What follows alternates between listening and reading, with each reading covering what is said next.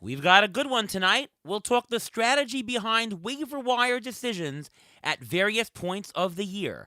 We'll tell you about the prospects you need to know about for redraft leagues, plus our regular buy, sell, hold, waiver wire, and injury report sections.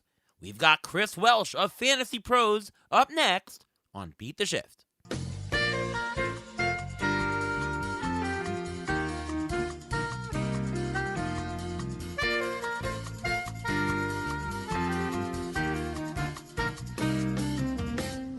And welcome to another episode of the Beat the Shift podcast.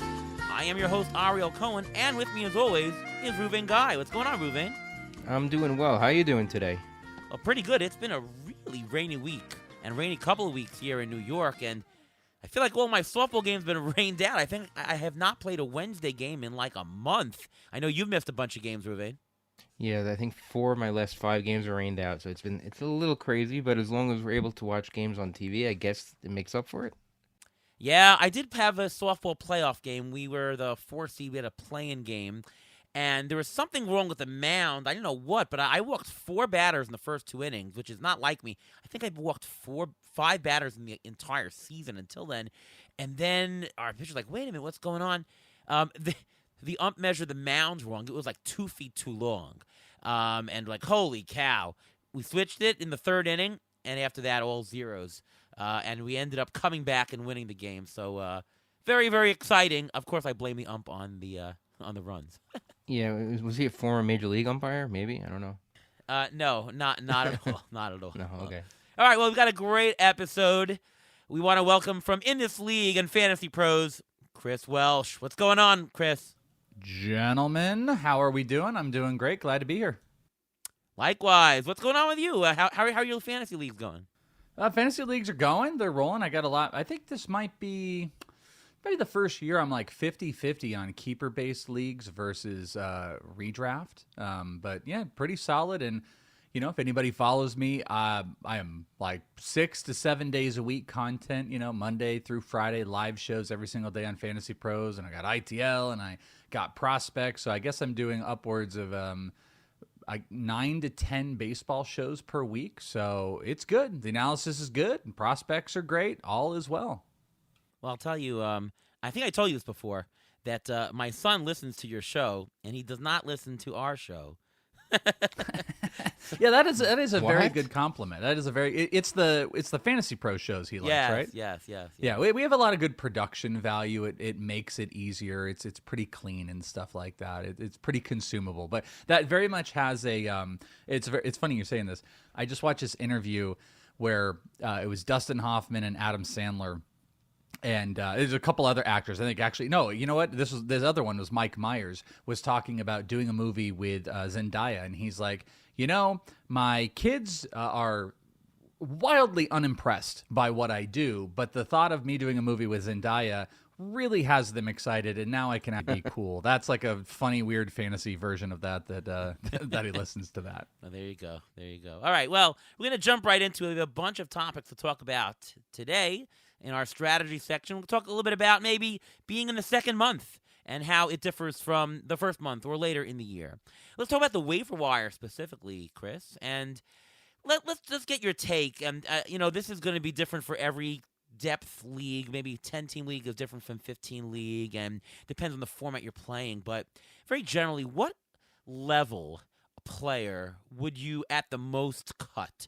Let's say in the first month of a season versus in the second month. So meaning, are you cutting $5 and under in the first month, but then you're also going to cut $10 and under in the second month? Maybe it's the last 10 rounds early on, but you'll even expand it to the last 15 rounds later on. Just wanted to get a general take from you on the level of a player that you'd be comfortable that you spend some draft capital on, but just cutting.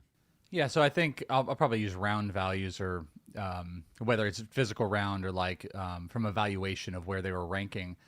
In the first month, I'm a little bit more stubborn, particularly about like top 100 players. Like Christian Walker would be a prime, Marcus Semien. Those two would be like prime examples of, you know, in shorter 10-team leagues, you probably were justified within the first 2 weeks of making moves. I really didn't want to move off of guys like that, and I'm still pretty stubborn about it at this point. So I would say, like, post 150 guys, if you're in a 5 outfielder, the 5th outfielder, the bench spots, second or, 1 or 2 on the bottom of the pitching rank. Like, those are the guys that I'm willing to try to move through. But, the players that, for better or for worse, that I've really, really struggled with in the first month and that are continuing into month 2 are the Christian Walkers, the Marcus Semiens, or, God, the Sandy Alcantaras. Those are the ones that have given the most element of difficult. Outside of month 1, it's become a lot easier with those middling names. But yeah, it's the back end of the bench, the streamy spots, maybe how you said it, the under $5 players. I think those were quicker trigger finger, assuming we're talking like 12 or 15, where 10 team, it's just, it's a lot easier to move through when you have waiver wire options. All right, Ruven?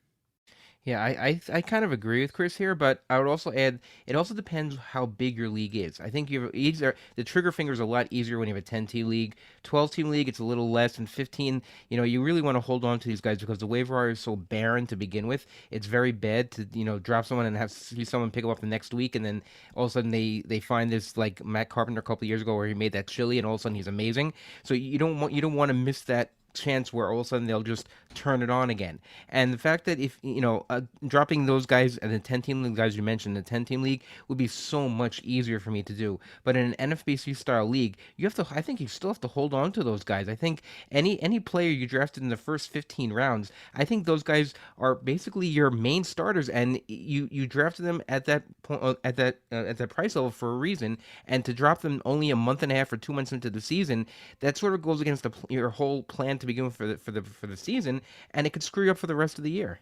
The context is really important in that too, because I think the most, I don't want to call it eye rolly, but the question that I see, or probably any of us see the most, that it's just like, I don't know how to answer this, is when someone's like, would you drop this guy? And that's the end of the question. It's like, well, for what? You got to know what's out there. When you're looking at catchers and you're in a single catcher league and someone's like, hey, listen, would you drop Yanni or Diaz at the beginning of the year? He's really stunk. And my immediate answer would be no. But then if they're like, well, it's a single catcher 10-team league, it's like, well, okay, that's a different question. Ivan Herrera might have been available out there. So the context is important, size of the league is important, but also having something more than just the dramatic, would you cut player, and then that ends it. It's like, well, you got to give me the context of what I'm doing this for and what I'm getting into. Obviously, I started with this open-ended question of would you drop, but that's why I'm glad you're saying that it really depends on the context, and you laid it out exactly, with the catcher example. The question, though, what if you're late in the season? We're talking you're in July, August. Are you then, for any circumstance, pretty much cut anybody? If Ozzy Albies is continuing this ridiculously awful season of his, are you cutting him in mid-August, that kind of thing? I would love to say that I am and would. If I don't have any shares of Ozzy Albies, not really my draft capital of who I was targeting this year. Unfortunately, part of that capital was Marcus Semien, who has been just atrocious. Like, at this point, if I'm holding on to a guy like Ozzy Albies, I'm gonna contextualize their past production and what we know of them. One big piece of it is I'm probably going to look at the profile of said player before I make any of those big decisions. The easy answer, though, is when you're in mid-May, you really justifiably can, whether you want to or not. And I would come back to, I think Christian Walker is the prime example of it, because he's underperformed the entire season. He's hitting under 200 as we're recording this. He has 5 homers, and there's been a plethora of first basemen. Ben Rice has come back up. Rhys Hoskins has really picked it back up as of recent. There's been a lot of other serviceable options. People probably cut bait on Jake Berger, and he's starting to kick back through. But the thing that makes it tough about cutting bait on that is when, at least what I do, when you start to go and look at the profile, and the profile is very similar to it was in years past. He's getting the ball in the air. He's hitting it. There's some regression-y stuff in there. He's striking out a tiny bit more, hitting the ball a little bit less hard, but he's barreling the ball up. He's had low BABIP numbers. He's pulling the ball more.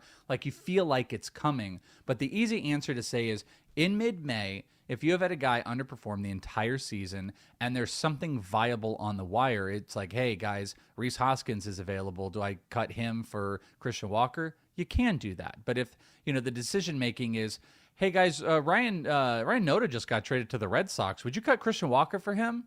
No, I don't think I would.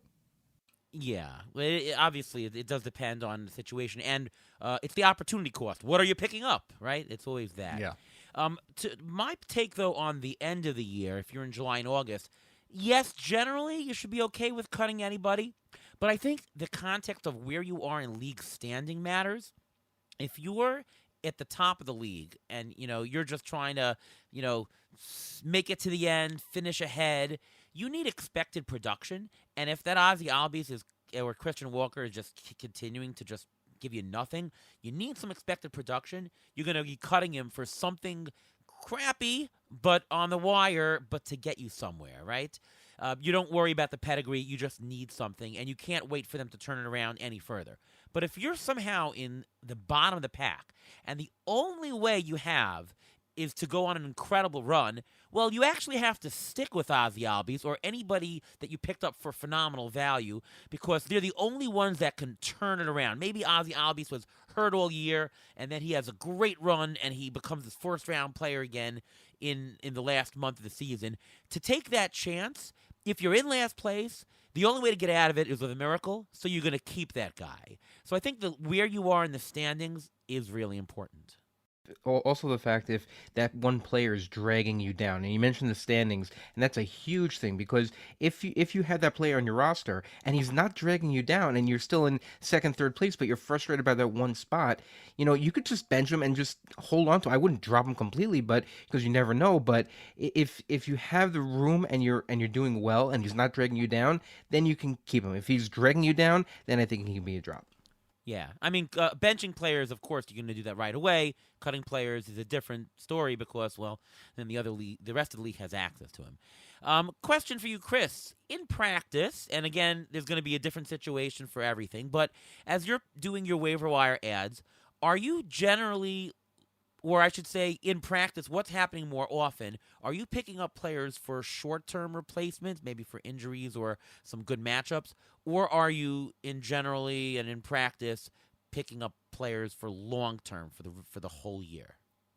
I would say probably based on the leagues that I play in, without even giving like a really good answer, the leagues that I play in, it's usually short-term. There's usually not a lot of leagues that I'm playing in where, I can future forecast that I can hold on to this player for a long time. But I would also say in my stubbornness, for better or for worse, definitely bad sometimes, definitely good sometimes, in how I'm going to treat a player, I'm going to have a slower trigger finger for a prime player. For a prime player, I'm going to have a slower trigger finger to cut bait. But when I do, like we're golden, we're good to go. But the ads that I'm making are going to be in short term where I move to streaming. So a better way to say it was like, so I'm really hard pressed to like get off of that player, and especially if I think they're going to bounce back. It's Christian Walker, it's Marcus Semien, traditional second half type of guy. I don't want to make that move. If I were making a long-term move, I would have made that prior. So what I'm usually dealing with is some type of a streaming option for a stopgap. But then what ends up happening is if you start to see those signs, maybe like a Jordan Beck is a decent example of someone who's really played well. He's in a really good hitter-friendly environment. You're like, all right, I'm picking this guy up for the short term. But then they end up holding. They hold that roster spot. Ben Rice did that in a smaller league that I was playing in this year, but I don't want to let him go, even though he's been in the struggles, because the profile is absolutely insane. So it's this kind of cycle where it's like, I want to give ample time for the player to bounce back if the profile dictates it. And then that in turn makes me having to make more of a dramatic short-term move. And then we can repeat that cycle if that player kind of holds on to it. Like one I'm really curious about, a short-term guy in my mind would be like Will Benson. Will Benson kind of has like a relative track record of, having these short spurts and bad K percentage and just kind of falling apart. But so far this year, we've seen like the K percentage come down. He's kind of He's in a theoretical strong side platoon of only being a lefty. He's barreling the crap out of the ball. He's hitting the ball hard. Like all of a sudden, he's doing all these things that you love, but we kind of know the track record. So I view him as a very like must-add short-term based player with these high hopes that maybe it's going to finally click and it's going to get going, because he is the type of player that would be a long-term add if it were to continue. If he doesn't completely fall apart, if he doesn't pull a Kyron Paris and completely fall apart. Hey, Ruvain, let me just add to the question for you. Does this differ hitter versus pitcher as well as to what you're looking to for short-term versus long-term? I think it does matter a big deal. I think the pitchers are usually looking more for long term because with the amount of injuries that pitchers are going through, it seems like everyone has at least one or two pitchers who have gone down at this point. And to find someone and looking for long term, you'd spend more fab and try to go after and be more aggressive looking for that pitcher because you need to fill a roster spot. If you have injuries, that's the big key. You are looking for long term because let's say you have a guy who has forearm strain or something like that, and you know he's going to be out for a couple weeks or even longer than that. You need someone for the long term. The short term, yeah, that'd be great, but I think that's how you have to stagger your fab pickup on and how you do it. But that you have to spend a certain amount of money. And the long term guys that you think are going to be long term, you spend a certain amount of fab on the short term guys, and just be aware of how much money you spend for each guy and where you level them. Yeah, I'd say, Chris, that I'm more also in practice short-term picking up rather than long-term. But I will say, though, that for hitters, I probably tilt a little bit more towards the long-term, and pitchers probably a little bit more towards the short-term. Yeah. All right, since you're the prospect guy, Chris, I got to ask about waiver wire pickups. Are prospects a good investment to pick up? Because a lot of times you're not spending a small amount of fab. If you want to get them, you're going to have to bid up, especially in the NFBC formats where, they're coming up. Anybody can bid on him. They can't be rostered beforehand. Do you think that are these guys good investments? You tell me. I would say that prospects are probably like parlays if somebody bets. In practice, putting all of your eggs into the prospect basket or, for fun, if we're saying the parlay basket, long term is not good. But the payoff is dramatic when it actually happens. So where prospects really benefit you is when the market has not caught up. As soon as the market's on a player, then you've lost your benefit. So Nick Kurtz at the beginning of the year, there's no chance anyone is recouping value unless you picked him up in the first week and then you had to hold him for a little bit. If you spent 30% of your fab budget, he's kind of just been sitting along for however many games until he started to click. I'm not thinking of the game, but it was 20 games or something like that where the production was just kind of blah. And then now he's starting to click and he's starting to kind of get going. Any of these guys right now, Bubba Chandler would be that guy. Bubba Chandler, precipice of being called up. It should be any day. It still might be another couple of weeks, but what does it take for a guy like him to return that value? It takes him to be, he has to be almost untouchable. Christian Campbell's the same thing. So again, when the market is on that prospect, it's really, really hard to get that. It doesn't mean we don't get that return value. Corbin Carroll was someone a couple years ago that and Bobby Witt are both in on. Their prices moved up close to the draft season, and then they more than recouped it still. But it's kind of a dime a dozen on that. So the value is getting in before the market. The same thing as any really just smart pickup. I've heard you guys talk about this where it's like, hey, I got on this guy a week before everybody got excited and I paid $2 when everybody paid, $15 or, NFBC, you want to say I paid $50 instead of anybody paying $300. But I would say in the long term, it's like a parlay. It's more often than not, you're going to lose. You're going to probably have paid up. And it takes a lot for these guys to stick around. And Dylan Cruz looks like he's on the outside of the injury, was on the precipice of losing his gig. Nick Kurtz is barely holding on. So even as a prospect person, and I love them and I highlight them and I do videos on Fantasy Pros of guys to target, once the market is heavy in on a player, it takes so much for the return. So I would say it is probably a bad investment on the high side. Is this Derek Carty talking, or is this Chris Welsh talking? I know. Well, and see, the difference I will throw at you is I will have high expectations of what the player can do. I will definitely look at that. Like Nick Kurtz, I say to pick up these players. I wanted you to pick up Nick Kurtz. I wanted you to draft Dylan Cruz. I wanted you to draft Jason Dominguez. Cruz is not working. Dominguez is picking back up, and Kurtz is showing signs of life. But when you paid a top 80 pre-draft pick on Jason Dominguez or Dylan Cruz, or you spent $350 of your fab on Nick Kurtz because you had to have that bat. That looks silly when Rhys Hoskins was on the wire. And that looks silly when you did that and Ben Rice was out there. Or, you sacrifice Tyler Soderstrom or whatever you did. So I'm a prospect guy, but I'm more in Dynasty also. I trade prospects more than I do anything. I think there are certain players that deserve way overvaluing, and then I think there's so many players that the good point is to put them out there. The last thing, because I know there's another question on it, I will say one of the positives you should think about in prospect investment in redraft that can kind of mitigate the cost is getting that player before the hype train goes and then getting to move off of a player. The best time to have traded Nick Kurtz was on his call-up. You could have got a massive value even in redraft. So, they still hold some really incredible value, and if you can trade a prospect on the high end of it, you can get big returns in redraft. So that's a little bit of extra value if we're talking like fab and stuff. So I want to give you an example, though, because there's a player coming up in the Red Sox, Marcelo Meyer. I think that's how you pronounce his name. They said he's learning how to play second base now, and they're trying to get Christian Campbell possibly to play first because Tristan Cassis is out. Marcelo Meyer was supposed to be one of the top prospects, and if he comes up, he is going to play. How much fab would you consider paying for a player like that who you know is going to get playing time, and they're trying to slot him into a different position just to get him playing time? So I'm not in love with his offensive profile. I like Christian Campbell's offensive profile. And guess what? He's back down to 230. He was given it that 300 batting average for, a month or so, and he was really starting to pay off. Marcelo Meyer's offensive profile is lesser to me. Like, he's a lesser of a batting average guy than Campbell or Roman Anthony. There is some power.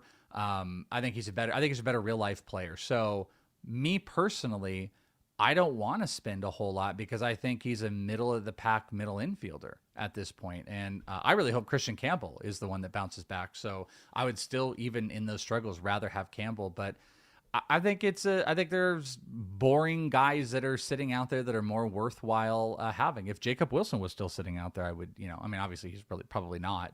But so back to your question, what would I spend in like an NFBC based league? I just don't think you should spend over, I want to say 5%, to be honest with you, 10%, but he's going to go for so much more because also Boston's like a really good environment to hit. He's going to get the ball in the air. The profile is not reeking of like even what Trevor Story does. And he's going to hit at the bottom of the lineup for the Red Sox. I just think let other people spend their fab. If I could sneak him in for, 5% or something like that, it's worth the speculation. But maybe I'll regret these words. But him specifically, I'm probably not speculating crazy on.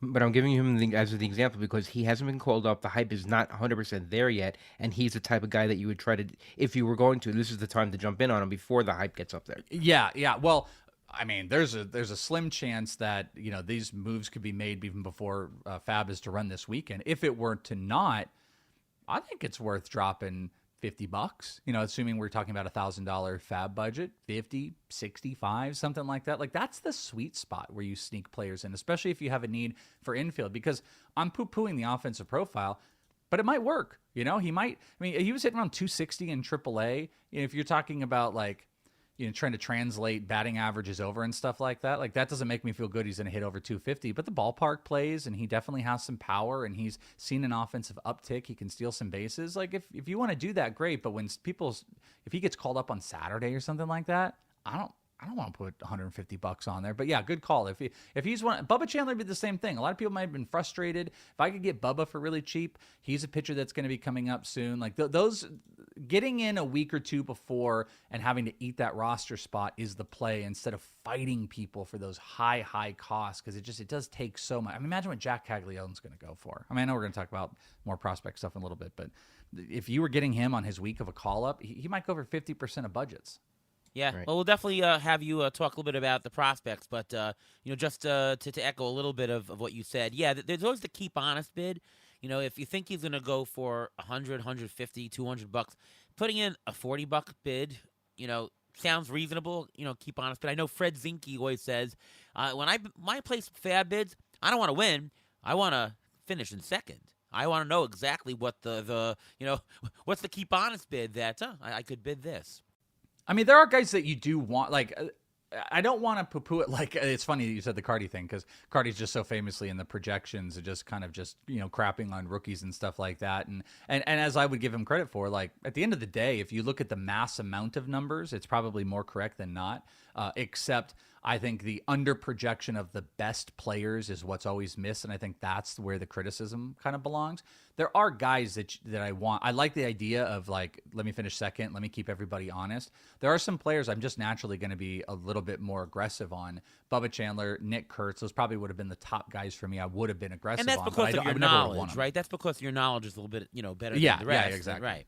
But I will say, though, like, when Cardi is saying before the season, don't invest in a prospect, remember, you're starting at square zero. You have built no value on your team yet. You're drafting players and you're assembling expected value. So, yeah, they're usually negative EV plays. Unless you have other knowledge, ahead of the market, they're negative EV plays, so why would you do it? But I will say this, and I reiterated it about being in first place, last place. Like, if you're right now in the end of May and you're in last place and you've got a bunch of middle infielders that are injured, why not spend on the fact that Marcelo Meyer will jump up and be something? Why not? Like, what do you have to lose? Bubba, you've got 3 pitchers injured. Spend on Bubba Chandler. Like, what do you have to lose? You're going to sink lower? There's no way of getting out of the hole unless you give the big parlay play where you're going to jump up. So I think the amount of money that you spend on Fab has to reflect the position that you're in. In the beginning of the season, when everybody's tied for first or tied for the middle, then yeah, I'm with Cardi. You play the plus EV plays, and the prospects are generally negative EV. Yeah, but sorry, I didn't mean to cut you out. The thing I wanted to add, I almost sometimes treat this game that we're talking about, because you're making really good points, kind of like in an auction draft, where in an auction, I'll sometimes try to be one of the first out the gate to get a guy, because especially if I want to play, let's say I want to play the elite class. I know you don't, Aria. You're usually in some of those leagues with you. You're going to sit back, you're going to find your best values. But like, if I want to live in a higher market, a studs and scrub, sometimes it's pretty common. You'll see great deals happen right out the chute because everyone's a little gun shy. So what I'm getting at is, I tend to be more aggressive very early on in the season with my fab. Ben Rice, very aggressive on early. Tyler Soderstrom, I got Tyler Soderstrom in a league, which is crazy to think about. Like, I'm way more aggressive early on in my fab bids than, a month and a half into the season where everything is kind of cooled, some money has been spent, and it feels like everybody is in that same highly more aggressive state that it is. This is the spot where I'm less aggressive with fab right now. Like, April 15th, probably through like June-ish. I'm going to kind of sit tight and hold a little bit. I'm going to be stronger on the high end, and then I'm going to be stronger on the back end. Interesting. And while we're on prospects, since you're the prospect guy, maybe you can just tell our audience maybe a couple of prospects that, with your knowledge, maybe you would. Bubba Chandler would obviously qualify, but, who are the others to watch out for, I'd say, maybe this month and maybe mid-season that you think would come up and be worth it for, not for stashes for next year, for Dynasty. We're talking about redraft for this year. Yeah. Yeah, 100%. And I also do, if anybody is curious, on Fantasy Pros, I do a weekly video. It's a prospecting video where I solely look at guys from the redraft perspective. And you can find like boring players like, Tim Elko was one I did before he got called up. Otto Kemp would be one of those. But if you want to live like in the high end of players, over the next month, I think Chase DeLauder is someone we could re-see. He just finished a rehab assignment. He's back in AAA. It might take a little bit longer than a month, but I think that's kind of like a, exciting, higher batting average, good power. He's got a really great eye, a player we could see with the Guardians at some point relatively soon. On the pitching side, I think the most intriguing non-big name, big name, is Jacob Mizorowski with the Milwaukee Brewers, specifically because not only is he a high 100-plus triple-digit velo guy, he has had walk issues his entire career until now. He lowered his velo down by about a mile per hour in AAA, which has created much better command. He started throwing his slider a bit more, a little too pitchy, but his walks have dropped by over 2 walks per 9. He was over 5. He's down into the 3 marker. He's got a 1.55 ERA, 63 strikeouts, not looking as a reliever, and their rotation is just messy right now. So Logan Henderson is up. I think he would be definitely one of those players to look at. And then on the high end, I think Roman Anthony is the next big cog we're waiting for. Marcelo Meyer is one of those, and Bubba Chandler. That's the very, very tippy top. Bubba Chandler is the top pitching prospect in baseball that I would be targeting. He should be up any day. Roman Anthony is one of those that deserves to as well, and Alex Cora is dealing with it. If you're looking for the mids, and if you really want to get ahead of stuff, the two most intriguing players, call it mid-June to July, that you have to be paying attention to. Number one is Jack Caglione. Jack Caglione hitting over 300 in Double-A, moved up to Triple-A. He's played the outfield for the Royals in Double-A. First, DH and outfield. That team needs offensive support. He's lowered his strikeouts to around 20%. He's hitting over 300 at both levels. He's going to get a call at midseason. And then the pitcher, Andrew Painter. I think one of the best pitchers in all of baseball. He's been stretching. They've really slowed his process. He's back up to AAA. He's at the 70-pitch mark. They said they wanted him to come up mid-season, and he will go into the rotation. And he is a 5-pitch just monster. He pitched in the AFL. He's really kind of an unhittable guy. I think Painter and Caglione, right around that mid-June marker, is where people should be really paying attention. Those are my favorite mid-season guys outside of like the big name. Because again, there's those big names of the Bubbas. There's these like lower names that could be up soon, like DeLauder and Mizorowski's still big, but Caglione and Painter, I think, are the most fun, like maybe early get-on guys over the next couple weeks. And this is why I think my son loves listening to you, because just great stuff, Chris. Amazing. No, good, great analysis, and I learned something there, Ruve. Yeah, I think Jack Caglione. I mean, if you see what you see the videos. He is just going to be. I mean, that Royals offense right now is just pitiful. And they need an influx of. I mean, they're young to begin with, but an influx of youth, and he's a perfect fit for them. And it's just waiting for him. This is like they're not controlling his clock. I don't think they're controlling his clock here. I think they just want him to get some reps in AAA. Isn't that right? Well, he was drafted last year. Yeah, this time last year, exactly. He was playing in the college playoff was going on, and he was a pitcher, by the way. He was a two-way player, hitting 100 as a reliever, playing first base. He's less than a year removed from college, and also when he came out, because I saw him here in rookie ball in Arizona, rookie ball in the AFL. He has progressed as a player like I haven't seen in a long time. He's a college guy, but he went from this messy, just swinging at everything, breaking pitch guy, really bad plate discipline, to all of a sudden in the AFL, things started to click, kind of adjusted his stance a little bit. He's just crushing homers. Now look, he's not striking out. I mean, 22% strikeout rate at AAA doesn't necessarily, or AA, doesn't tell us like that's who he will be. But you know what? 30+% strikeout guys in AAA, that worries us on where direction that's going to go. So he's already showing massive growth. The only reason to hold him back is they needed to see him grow as an offensive player, and then they also needed to see what he can provide defensively. And guess what? Both of those check marks are coming in. He's now a 2-position with DH versatile hitter, and he has progressed as a hitter that is not a liability in the lineup at every step. So those things are why it's like, I mean, I'm saying June to July, but I wouldn't have killed that team for calling him up from AA now to just start DHing an occasional first base to give them an offensive boost. They need it. So if you were in a 12-team redraft league, would either Caglione or Roman Anthony have been smart to have drafted? Are they that good? Well, Roman Anthony looks to be relatively that good, but I think the answer would be, and Cags, but both of them would be no. Because they're not up. It's almost June. You just ate 2 months of production. Right. Mono league, though, yes. Right. If you're in a mono league, if you're AL only 12-team league, let's say, you should have drafted them and held them all. Oh yeah. I see exactly what you're saying. I'm just trying to get the feel for what depth of the league and how good they are as to whether you should have drafted them. Yeah, like NFBC could be different. If you're talking about NFBC last year. I drafted Paul Skeens in the redraft, and it looked a little dicey at first, and then it was a huge payoff. But imagine, like the junior Camaneros. Like Caminero took forever. Just the drafting of prospects without a full timetable, I think, is just dicey, and I don't think it was a payoff. But if you're, at the end of the day, the guys that you're drafting, you're picking up early, the big investment should be on the best players. Like people are going to tell you about, hey guys, Otto Kemp, he's just 26-year-old prospect with the Phillies, and he's hitting lots of homers, and he's really interesting, but it's like, is that worth fighting over? You know who's worth fighting for?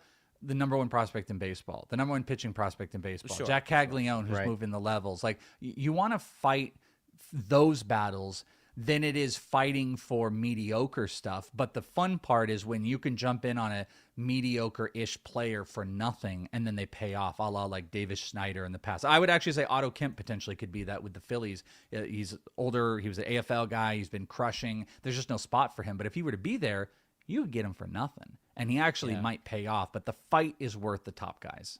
Right. All right. Well, before we go into our buy, sell, hold, and we're talking about our hot players, it's time for the Injury Gurus Trivia of the Week. And jumping right into the segment, I'm going to ask a trivia question regarding one of the players that we're going to discuss, and that's James Wood. James Wood was part of the Juan Soto trade that the Nats made with the Padres a couple years ago. My question is to both of you, and Chris, you should get this. Who are all the players who were involved in that trade? Oh, I mean, I know it. Do you want me to say it? Go ahead. Okay, I didn't want to take it. So you have obviously C.J. Abrams. You have Mackenzie Gore. Yes. You have James Wood, clearly. Yes. Robert Hassel, who was just called up. The third. Two hits tonight already. Yeah, and a stolen base in one of his first Yes. at-bats. I've seen Robert since he was like 18 years old. Bobby Barrels.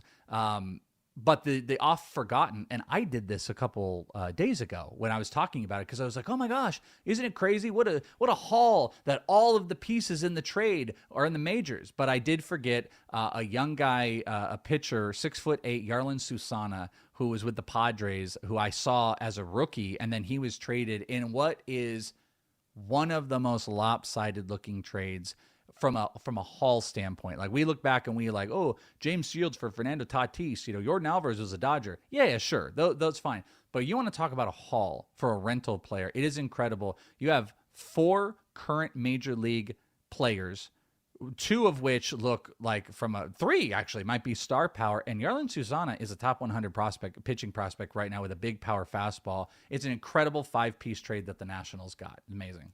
Yeah, you missed one player. You missed Josh Bell going over to with Juan Soto to the Pirates. I thought we were kidding. saying I'm only the kidding. pieces that I'm were kidding. going there. Josh Bell. I'm kidding. But John Susana, his K per 9 is over 13, but he was shut down this week with an elbow sprain, so that's just something to watch for. Yeah. But we're going to talk about James Wood now. James Wood, is he a buy, sell, or hold? I mean, he's right now 12 home runs, 7 stolen bases, 285 average. His walk rate's up. His K rates is not too bad. They're all going in the right directions. He's hit close. His hard hit rate is close to 58%. His barrels are up. His exit velocity is up.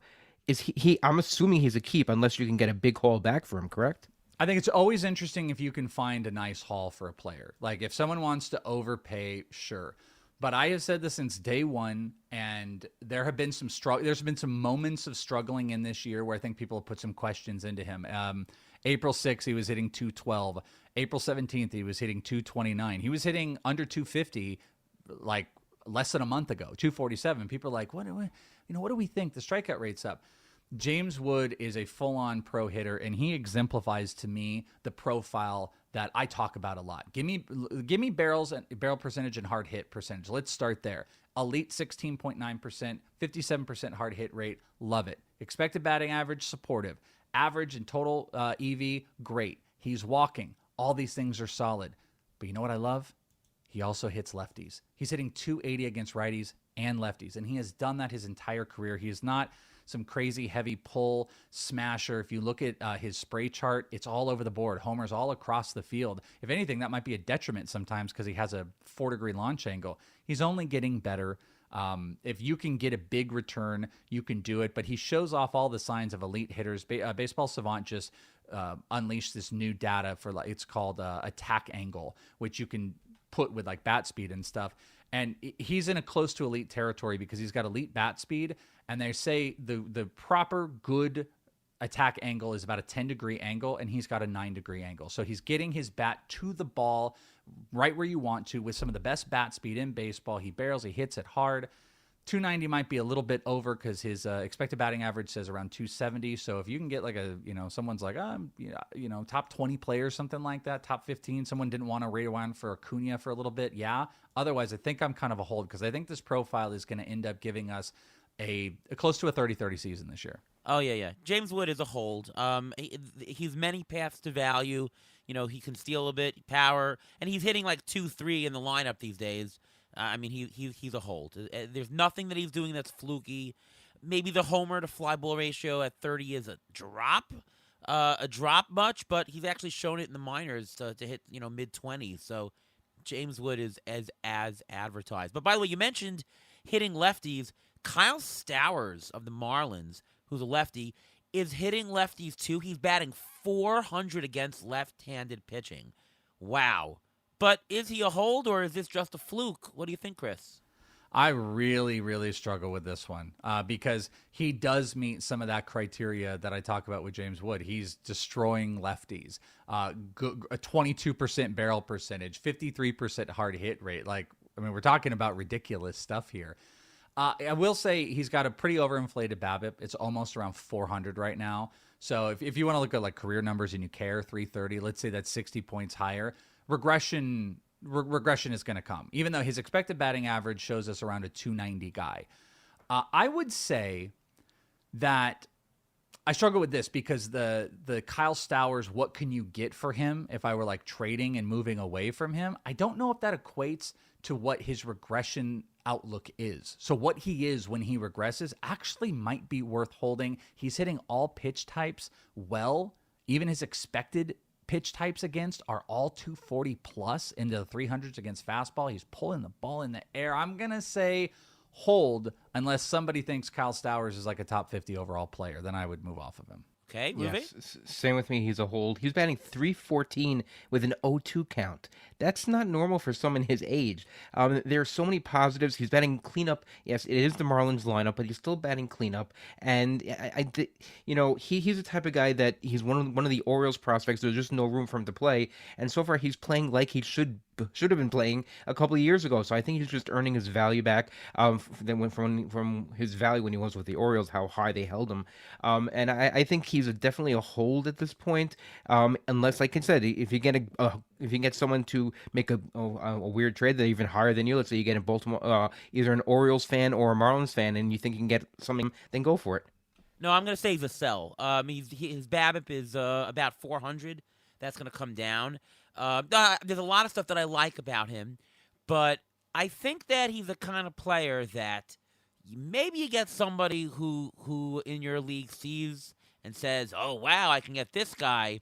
A lot of players who play in fantasy leagues, especially if they're not expert, they're home leagues, they're looking at year-to-date stats, and you can get somebody who's maybe cold that should rebound for him. I think he's a buy. It's like a buy low, sell high. I think he's a sell high on Stowers. So, I mean, again, it's all about the opportunity of what you can get for him.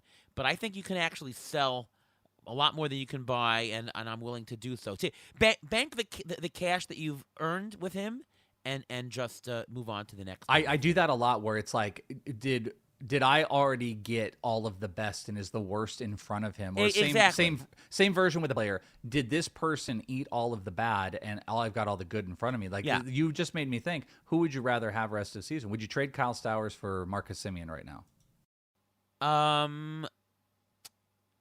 Well, I mean, Semien sucks right now, 180, but he has been a pretty traditional, and his profile looks pretty bad. But we have track record that we're kind of banking on. Would you do that? Is Semien hurt? Do you think he's hurt No. in any way? No, I don't he's think not so. hurt. He's not hurt. Then I would Which is not probably, since he's the track record and since they're paying him, I think he's gonna play. He's not gonna lose playing time really quickly, and Texas isn't great to begin with. Yeah, I think I would trade him for Semien with the hope that you're gonna buy low, sell high. I think I would. Yeah, it's also a matter of what's on the waiver wire. Are you going to get a middle infielder that'll help you, or are you get an outfielder that'll help you? I think you have to look at all aspects of what's going on as well. Right. Different than Wood. Wood is just a hold because he's just going to continue, or he's going to get something that's going to help you in value, whereas Stowers could go bust. One more hot player. I have this guy in a ton of leagues, especially I think all my DCs I have him. Maikel Garcia. If you bought him for steals, and actually he's putting in a little pop. He's batting an average. He's batting .315, 5 homers, 10 stolen bases. He's been a $19 player in a 15-team format. Again, the stolen bases isn't surprising, but you know what? I'm not going to say the 315 is. I mean, that's high, but I think that the projections were way too low on the batting average. I mean, ATC had him at 256 preseason for batting average, and ATC projected him with an 18% strikeout rate. I think it was just a bad projection. I think that he's better than his projection. Whether he's as good as this, I don't know. But I think Maikel Garcia is a hold because I think he's a unique profile. I don't think you're going to get much more than you're going to have that you're going to be able to sell for him. So I think Garcia is a hold. Do you agree, Chris? Yeah, I kind of think he is too. I really thought that Jonathan India was going to take that big step, and Garcia was going to be hitting lower in the lineup, and it was just like, okay, I don't know. You talk about the projection. It's a low barrel guy, kind of a 260 average projection, but he took huge steps. His barrels have almost doubled. He's hitting the ball 2 miles an hour harder on average than he did. His hard hit rate is up, and as far as like pitch type goes, he's destroying breaking pitches right now. And he's pulling the ball in the air, and he's got a 90% zone contact rate. It's hard to bet against those. I think he will regress. But just like in the Stowers thing, what does regression look like? And what does it mean? If a player's regression is to a point where I think they become a cuttable base player, then sure. But Stowers, I think, hits in a prominent part of the lineup that keeps him there. And I think Garcia is going to steal enough bases and hits the ball hard enough that I think regression, even if it's a 280 guy, he's just still valuable. So yeah, I think it's a hold, especially based off of like his name value. I don't know what you can get. Agree with me? He's definitely at least a hold because you got him for stolen bases. He's going to get you the stolen bases because he's getting on base. That's not going to be the issue. The home runs are a gravy. He's not a guy you should buy right now though because I think all the other stuff's a little bit inflated. I mean, I mentioned the Royals before. They're 26 in total runs. They're last in home runs, but they're second to last in K rate, which means as a team they're really not striking out that much, which makes it interesting. Maybe the Royals as an offense they're just underperforming and they're going to turn it around soon. If they turn it around and he keeps getting on base, his runs are going to go up. So, I don't know if you'd buy him here. You definitely hold him, and I would not sell him. All right, we're going to quickly do two cold players. Michael Toglia of the Rockies. I mean, the Rockies are just terrible. And Spencer Steer of the Reds. Spencer Steer, the question would be for Ruvain as to, did they rush him back from injury too quickly? And they very well might. Toglia, Rob Silver before the year had him as the biggest preseason bust. ATC showed that he did have some value, but not that he was a target. I mean, his AAV was like $1 or $2 over the ATC value, so in no way would I ever buy him at that price point. But Taglia's strikeout rate is horrible, and they're not driving many runs right now in Colorado. Maybe they will in the summer, but to me, Toglia is a drop. Spencer Steer, it really depends on what Ruvain thinks in terms of the injury. He might be a hold here. So, yeah, I think Spencer Steer is a hold. I think they did bring him back too quickly. I think the first month of the season was his spring training, and that's why he didn't do as well as we thought. He's batted 277 in the last week. Not much power in the last week, but he is doing that. So, I think he is definitely a hold for now. Michael Toglia, if you do a deep dive in his numbers, he's got this crazy split. He does not hit on the road at all. And the weirdest, I was looking at the numbers here. On the road, he bats 133 with 2 homers and 6 RBIs. He's got more power from the left, better average on the right, if you want to call 231 better average. At home, he's batting 291 with 4 homers. Lefty at home. Lefty on the road, he's batting 102. Which is not good. So if you still have him and he's going to have like 6 games at home, he's a guy you can still hold on to and play. But I don't know if you really want that kind of profile on your bench. Man, you're hurting my hearts. I was a Toglia guy. He's completely wrong. Just completely wrong with it. I will say this though, like if Toglia could cut those strikeouts down, I still think the version that I thought existed out there could pop himself back up. Toglia is a guy that I continue to watch. He's massively underperformed against fastballs. He hit 273 against fastballs last year. He's hitting 213 or 216, but an expected 245 right now. He's also hitting fastballs almost 3.5 miles per hour on average less. So he's not getting that big contact. The reason those things are important is because he is barreling the ball. He gets the ball in the air. Launch angle sweet spot's an interesting metric of, are you hitting the ball in the place that you're able to get to that launch angle? All those things are the same, but the quality of contact has been so poor. So he's not a pickup. He is this is an amazing stat.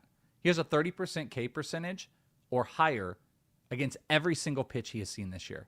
That's crazy. That's berserko. He had 8% against sinkers last year. Every single pitch that has been thrown to him, 30% or higher.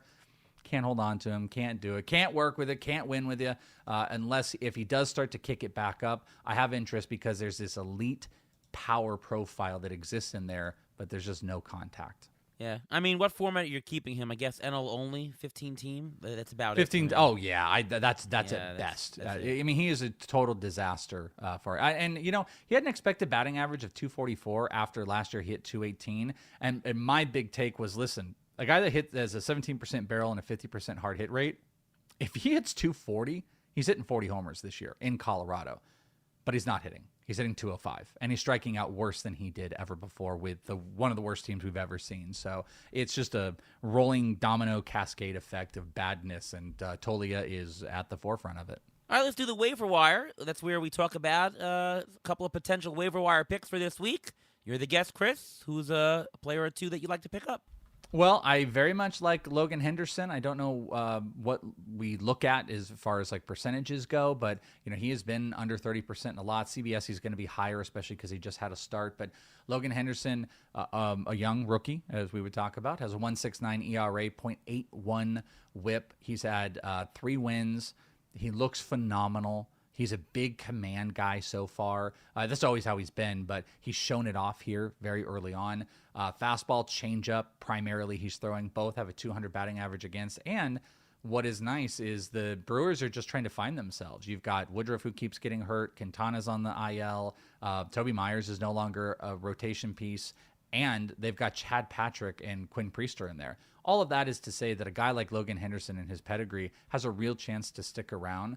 So Logan Henderson, as far as a young pitcher, I'd also prioritize Will Warren with the Yankees. Again, because of streaming purposes, these guys may have been kind of percentages of ownership could be up and down. Those are 2 guys that I'm pretty heavy on as far as pitchers that I think are worth picking up to hold. And then a hitter, Will Benson, like we talked about, his ownership is a little bit higher because of the pickups, but the trust factor still doesn't quite exist there. He is on an absolute tear right now, and I do not hate the possibility, even if he's a platoon player, because you know what? Platoon players from fantasy have worked from last year to Jock Peterson, this year to Pavin Smith. I think he's another one of those guys if it keeps going, but I think you have to speculate on him. All right, Ruben. Well, I mentioned Marcelo Mario before because he's on my list here. I think he should be picked up if he's available. I mean, if you're NFBC, you can't pick him up yet because he hasn't played in the majors yet, so there's going to be a Fabapalooza when he comes up, when Caglione comes up and everything like that. But he's only 39% owned in CBS leagues, so he is available there, so you may want to think about that. I also have Matt Shaw, if he hasn't been picked up yet. I think he's a guy to pick up. He's 63% owned in CBS, so he'll probably be, almost close to 80% by the end of this week. Jose Caballero, I had him, I think, on every single team of mine. He's only 37% owned in CBS. He's eligible at second, third, short, outfield. I played him this week in most leagues over Brian Reynolds. I happen to have a lot of shares of both, and he's gotten 6 stolen bases this week. So I think that may have been the better play. And one more player for a middle reliever, if you don't like any of the starters, Oscar Brazoban of the Mets. He's pitched 30 innings. 30 strikeouts, a .9 ERA, a .77 WHIP. He's got 3 wins already and a save. So he's a guy, if you want to help stabilize your ratios, he's a guy to look at. So Jose Caballero was at the top of my list as well, and we share some teams, so they're on all of our teams. 44 stolen bases last year, 15 so far this year. That's a 50 stolen base pace. And he's not a Billy Hamilton. He's not a does nothing. He actually does something. He's literally everywhere but first and catcher. So if you're in a league that has limited bench spots, I mean, Caballero is definitely the guy that you want to have. He's going to be available in 10-team leagues and probably 12-team leagues, maybe 15-team leagues. I can't believe I'm doing this, but I'm going to say 2 prospects today. Yeah. Hey, like that, Chris. All right, we mentioned Robert Hassel III, but yeah, that's a guy that he actually has low ownership right now, so you might be able to still get him. And if you need a spark, that could be him. And the Mets, Ronnie Mauricio, heating up in the minors, now at AAA. This is an injury recovery. He has been up to the majors. It's not like he's never had a cup of coffee. He has. He's a little bit deeper league stash, but be on the lookout of Ronnie Mauricio. And Lane Thomas back from the IL. You never know. All right. Anyone to throw in for the pitcher preview? I know you mentioned a bunch of pitchers. Chris, any other pitchers for this week? As far as were we just talking about waivers, or are we talking about like 2-start streamers? It's or just anything like maybe that? a streamer if you have one. If not, it's okay too. Yeah, I mean, if we're talking when we get into the 2 starts, I think that'll be interesting. I think Ryan Yarborough has been a guy that he's packed in a couple starts that I think have been quite interesting. Next one he's got coming up looks like it's the Angels, and I kind of like the matchup. That would be like on the really low end of ownership that's sitting out there. So I would take a look potentially at him, and then ownership on CBS. I'm looking 58% ownership. Only in the mid 30s as far as like start percentage, but Hayden Birdsong, another prospect to talk about. He's been in relief. A lot of people have talked about him, and he got that most recent start, didn't walk anyone, struck out 5 innings, hits the fastball 96. Walks have been his issue, but in that first start, he really showed out that, he was able to minimize those by not having any. And the ballpark is a great spot. So Hayden Birdsong, there's still some ownership potential in CBS leagues. That dramatically drops if people are playing in like Yahoo or ESPN or something like that. That would definitely. I actually think the rang of like long-term ownership of the guys I talked about, I'd want like Will Warren, Henderson, and then Birdsong. But I think all 3 of those guys are in the same value tier that I think they could be beyond just streamers. I think they can have like much longer season value. Yeah, ATC was very high on Birdsong preseason, and I have him in a couple of DCs that I drafted, and I'm happy I did. Because he wasn't in the rotation to start the year, but now he is, and that strikeout rate is really good. Especially if you're playing in like a head-to-head format where strikeouts are valued, he's definitely a great pickup. Ruvain, anybody to add to the pitcher preview? Yeah, I got 2. I got Andrew Heaney, who's in the last 3 starts. He's 1-0. He's 1-0 with a 2.25 ERA. He's got possible 2 starts at Arizona and at San Diego. Those are not horrible. And Nick Martinez, if he's available in your leagues, he's possible 2 start KC and the White Sox. He's 1-2 in his last 3 starts, but he's got a 1.89 ERA and he's got 11 strikeouts and 2 walks in his last 19 innings. If those guys are available, those are possibilities. And of course, whoever's playing the Rockies playing this week, the Mets and the Cubs. A couple of quickies. I mentioned Bailey Falter for 2 starts this past week. The first half of it went really well. Got the win, pitched great. Look at him. The last 3 outings, he's been actually stellar. So take a look at Bailey Falter. He grabs the San Diego Padres this week. You got Yu Darvish back versus the Marlins. Gotta take a look at that, right? I mean, there's upside there. Tyler McGill in some shallower leagues will be available. He's playing the White Sox. And Mike Lorenzen, 2 start versus Cincinnati and Detroit at home. That's somewhat interesting. Okay, Ruvain, to the injury update. What say you? Well, we'll start with a couple of twins. We'll start with Carlos Correa and Byron Buxton, who collided in the outfield. They're both in the concussion protocol. Correa is slightly ahead of Buxton, but right now they have no timetable for either one of them. You just got to watch out when they're going to come off because they can come off anytime after a week has ended. Cole Reagans, he's on the IL with left groin tightness. There's still no timeline for his return. That's something to watch for. Dylan Cruz, we mentioned that's why Robert Hassel got called up. He's on the IL with a left oblique strain. We don't know how bad it is yet. If it's a moderate strain, he could be out 4 to 6 weeks, which mean extended playtime for Robert Hassel and Alex Cole because Jacob Young is also out. A guy you should keep an eye on and listen to what they're going about is Ronel Blanco. He was sent back to Houston this week and he ended up on the IL with right elbow soreness. So you have to see what comes from that because he's going for second opinions. You got to see what's going on with that. And I hate to end with this, but one of the prior Pittsburgh prospects, Jared Jones, he had Tommy John surgery this week. He's out for the year and expected to miss the next 10 to 12 months. Yikes. Very promising for him. That's wish him well. All right, well, that's the end of the show. Thank you so much to Chris Welsh of Fantasy Pros.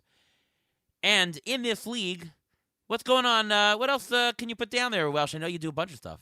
Oh, man. If you like, one cool thing we have been doing is we do our shows live. So we have a Twitch on Fantasy Pros, twitch.tv/FantasyPros, 12 p.m. Eastern, Monday through Friday. Joe Pisapia and myself are live for roughly 40 minutes. It's a lot of kind of like quick hitting stuff, reactions, plays of the day, answer a lot of questions on there. So that's a cool thing. If you can't make it live, it ends up on the YouTube within the hour. So, pretty decent timing. I've got in this league. I've got a prospect-based show. If people want to check that out for Dynasty, it's all prospects for fantasy. Had a good friend of mine, Troy Collins, on this week, who's got the biggest prospect social media account in the land. I think across any platform, it's like 1 million followers, all about prospects, which is just crazy to think about. But I do prospects. I got in this league, which is a ton of fun. And then I'm on just a bunch of Fantasy Pros stuff. Find me on Twitter at @IsItTheWelsh. That's the best place to see what I got going on. And I appreciate you guys having me. Oh, of course. I love having you on. And Ruvain, what's going on with you?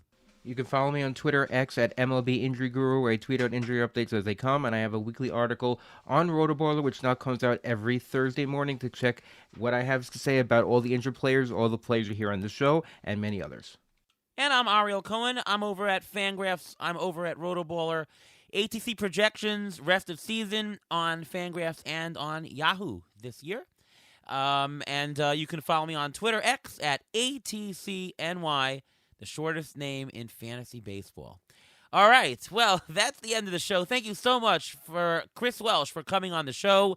We'll be back next week. Hope you guys have a great Memorial Day weekend. Enjoy the barbecue, enjoy the sun, and we'll see you next time.